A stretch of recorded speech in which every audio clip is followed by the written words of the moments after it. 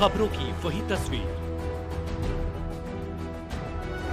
बिना बदले बिना डरे, जज्बा सच का लिए, सच दिखाते हैं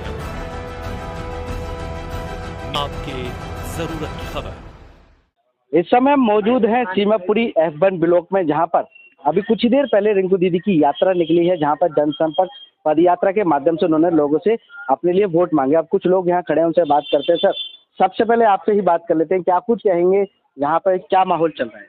यहाँ पे माहौल तो बीजेपी का है जी। तो माहौल बीजेपी का चल रहा है, इतनी सारी योजनाएं अच्छी हैं तो फिर बीजेपी के पक्ष में ही जाएगा, और फिर केजरीवाल से लोग परेशान हैं। एक तरफ विधानसभा में वीर सिंह दिखान जी आम आदमी पार्टी से खड़े हैं, राजेश लिलोटिया कांग्रेस से खड़े हैं, और जो भाजपा से रिंकू दीदी खड़ी हैं, तो कौन सा कैंडिडेट आपके हिसाब से अच्छा है? देखो जी, राजेश लिलोटिया बाहरी है, तो हम तो अपनी विधानसभा के लिए अब किसी लोकल को ही चुनना चाहेंगे। और जहाँ तक दिगान जी की बात है, पहले भी 15 साल रहे हैं, कुछ भी नहीं विकास हुआ है, अब इस पार्टी में आ गए हैं, ये भागा दौड़ी करते रहेंगे। और रिंकू जी की जहाँ तक बात है, हमारी विधानसभा की लोकल है, पहले निगम पार्षद रही है, और नगरी में तो आप जाके पूछो किसी से, इतना काम हुआ है हद से ज़्यादा। बात करें जो वर्तमान में विधायक रहे राजेंद्र पाल गौतम, क्या विकास कार्य उनके क्या है? नहीं जी, हमें तो कुछ नहीं दिखाई देता सुंदर नगरी में, उनका कुछ भी नहीं है। तो इस बार क्या क्या रहेगा? इस बार जी रिंकू दीदी। क्या कुछ कहेंगे? सीमापुरी में कहाँ रहते हैं आप?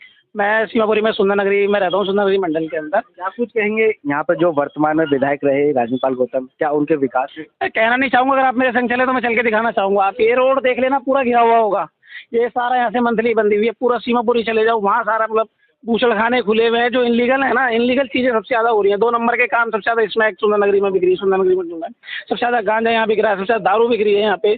और ये रोड पूरा घिरा हुआ है, यहाँ से यहाँ तक पूरा रोड को पूरा बंद करा, ब्लॉकेज हो जाता है, यहाँ लड़ाइयाँ होती है उसके चक्कर में, जरा सी बात पर मर्डर हो जाते हैं। चुनावी माहौल है, आम आदमी पार्टी ने एक तरफ वीर सिंह दिखान जी को खड़ा करा है, कांग्रेस से राजेश लिलोटिया और भारतीय जनता पार्टी से रिंकू दीदी, तो कौन सा कैंडिडेट आपके हिसाब से?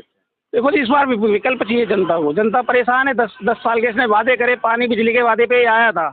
इसने पानी बिजली का वादा दिया, पानी दिया फ्री, लेकिन कितना गंदा पानी दिया वो भी देखो। बिजली दी, बिजली कहाँ का दी, कितनी आती है जाती है बिजली के बिल इन्होंने कहा था कि बिल्कुल जीरो आएंगे। आज पूछो जाके कितने कितने बिजली के बिल आ रहे हैं। तो जनता विकल्प चाहती है, और इन्होंने हर 5 साल बाद कुछ ना कुछ नई बातें दी है। यमुना की सफाई आज तक नहीं हुई। देखो छठ पूजा पर कैसे लोग, पूर्वांचल लोगों ने कैसे छठ पूजा मनाई थी।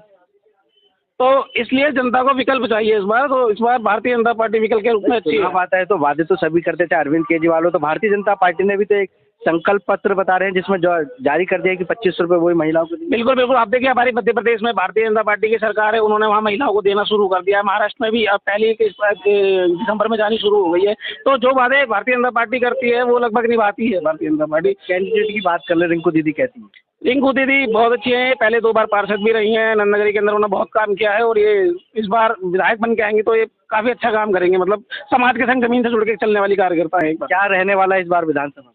विधानसभा में बीजेपी आने वाली। क्या कुछ कहेंगे, कहाँ रहते हैं? सुंदर नगरी क्षेत्र में रहता हूँ जी, एच ब्लॉक में। अच्छा, विकास की बात कर ले तो वर्तमान में विधायक जो राजेंद्र पाल गौतम रहे आम आदमी पार्टी के, कितने विकास आपके क्षेत्र में? सर एक बात बताइए, आम आदमी पार्टी के जो विधायक हैं राजेंद्र पाल गौतम जी, कैबिनेट में भी मिनिस्टर रहे और खाद्य पदार्थ में मंत्री भी रहे। विधायक बनने के बाद एक दिन क्षेत्र में दौरा नहीं किया। उनकी निगम पार्षद हैं मोहिनी जिनवाल जी, उन्होंने एक दिन दौरा नहीं किया। क्या क्या जताना चाहते हैं आप जनता को? जनता को ये जताना चाहते हैं कि हम लोग निगम पार्षद या विधायक बन के बैठ गए हैं और हमसे बड़ा राजा कोई नहीं है। सर जनता विकास मांगती है, जनता के आप काम नहीं करेंगे तो क्या करेंगे?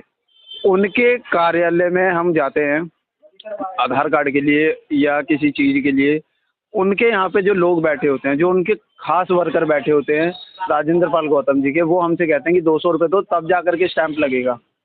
सर ये विकास कर रहे हैं? हमें तो नहीं चाहिए सर ऐसा विकास कर रहे हैं। वार्ड की बात कर ले, मोहिनी जिनवाल यहाँ से पार्षद है, तो जो स्वच्छता व्यवस्था है कैसी है? सर आप देख सकते हैं ना स्वच्छता व्यवस्था कैसी है। आप देखिए ना, झाड़ू नहीं लगती कई कई दिन नालियाँ नहीं निकलती। ये स्वच्छता व्यवस्था आप देखिए ना एक बार। पूरे रोड पे इंक्रोचमेंट है, पूरा मुर्गा मार्केट में इंक्रोचमेंट की हुई है। एसडीएम कोर्ट में हम जाते हैं तो वहाँ पे पैसे मांगे जाते हैं। एसडीएम से बात करते हैं तो वो कहता है निगम पार्षद और विधायक से बात करो, वो मुझसे पैसे मांगते हैं। इस चीज़ की इंक्रोचमेंट है। भाई अब बात कर ले दिल्ली विधानसभा चुनाव में राजेंद्र पाल गौतम आम आदमी पार्टी से, राजेश लिलोटिया कांग्रेस से और भारतीय जनता पार्टी से रिंकू दीदी, तीनों में कौन सा कैंडिडेट आपके? सर देखिएगा, वीर सिंह दिगान जी 15 साल विधायक रहे, उन्होंने कोई भी विकास कार्य नहीं किया। राजेंद्र पाल गौतम जी रहे, उन्होंने कोई विकास कार्य नहीं किया। राजेश लिलोटिया जी बाहर के, उनकी हमें जानकारी है ही नहीं, क्योंकि बाहर का बंदा कोई हमारे बीच में आएगा तो वो मान्य ही नहीं होगा। रिंकू दीदी हमारे बीच की है, रिंकू दीदी को हम वोट भी देंगे और दिलवाएंगे भी और उनको जिताएंगे भी। रिंकू दीदी के कुछ विकास कार्य भी बता सकते हैं क्या? रिंकू दीदी के विकास कार्य अगर आपको जानना है तो आप नन नगरी में चलिए और एक एक बच्चे से आप पूछ सकते हैं कि रिंकू दीदी ने कितना कार्य किया है। आप अगर रिंकू दीदी के पास जाए, मैं पर्सनली बताता हूँ, मैं रात के टाइम में एक बार उनके पास में गया था और उन्होंने आंख बंद करके मेरा काम किया। आप क्या कुछ कहेंगे, विधानसभा में क्या माहौल लग रहा है? देखिएगा, भाजपा का माहौल है, उसके अलावा किसी और का माहौल नहीं है। कैसे देखते हैं पूरी विधानसभा में अगर भाजपा का प्रत्याशी आते तो किस तरीके का माहौल बनेगा? सर देखिएगा, भाजपा अगर आती है तो भाजपा के आने के बाद में वर्किंग ऐसी होगी कि ए ग्रेड, जिस तरीके से माननीय प्रधानमंत्री श्री नरेंद्र मोदी जी ने कहा है कि आपको विकास कार्य ही मिलेगा, सबका साथ और सबका विकास और सबका विश्वास, ये हमारे माननीय प्रधानमंत्री जी। अरविंद केजरीवाल तो कह रहे हैं भाजपा आएगी तो बिजली, पानी, स्वास्थ्य, शिक्षा सब बंद हो जाएगी, बल्कि हिंदू मुस्लिम लड़ाई दंगे चालू हो जाएगी। सर एक बात बताइए ना, अब तक देश में भाजपा की सरकारें कितने दंगे हुए हैं, कितनी सरकारें और भी तो स्टेट में है ना हमारे। आप बताइए ना कौन से राज्य में हमारे में दंगे हुए हैं? जिस राज्य में भाजपा की सरकार है और देश में हमारी सरकार है, देश में तो नहीं हुए दंगे, आप बताइए ना। और केजरीवाल जी की सुन लीजिए, केजरीवाल जी की है ना दिल्ली, लाल किले पे चढ़ गए थे सर, झंडा उखाड़ दिया था, अगर आपको याद हो तो। और कौन चढ़ा था? खालिस्तानी थे और भी लोग थे जो दंगाई थे। दिल्ली में CA-NRC के दंगे हुए, किसने करवाए? शाहीन बाग में बिरयानी बंटवाई थी, किसने? भाजपा ने बंटवाई थी, केजरीवाल ने बंटवाई थी सब।